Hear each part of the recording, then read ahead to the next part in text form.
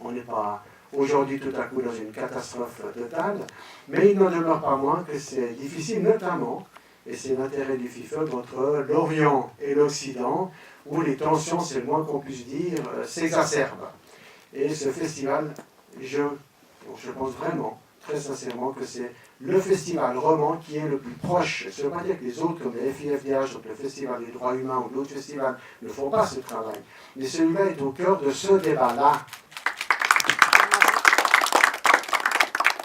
Moi, je suis président d'honneur du festival. J'ai déjà vu 4 films. Des films très importants. Des films où il faut lire la traduction,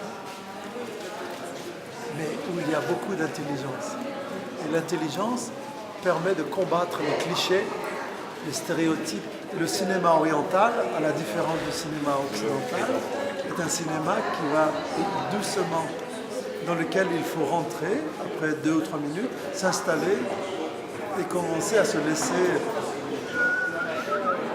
I wanted to know something more about life, and this is usually a personal way of, as an artist or as a filmmaker, to know more about ourselves in this world. Donc là, on traverse actuellement, et on a traversé il y a 2 ans, et on traverse, je pense encore, on va encore traverser un petit peu des périodes difficiles, comme j'ai dit tout à l'heure avec l'élection de Trump ou le terrorisme, ou c'est par exemple le 13 novembre en France.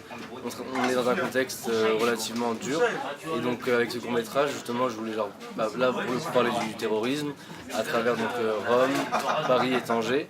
Justement, il parle surtout de l'histoire qui a été, en France, je parle, oubliée.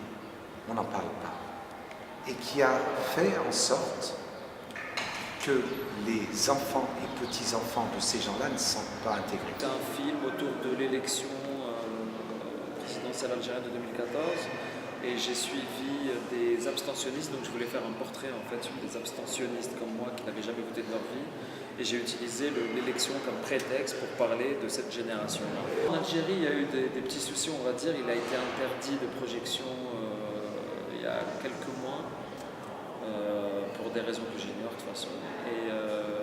Mais j'ai espoir, je pense qu'il va un peu voyager, que j'aimerais beaucoup en fait. Je l'ai d'abord fait pour que les Algériens le voient et que l'Algérien se voit en règle générale. Et j'espère que l'interdiction va être levée et qu'il sera montré. Le cinéma permet d'ouvrir les yeux.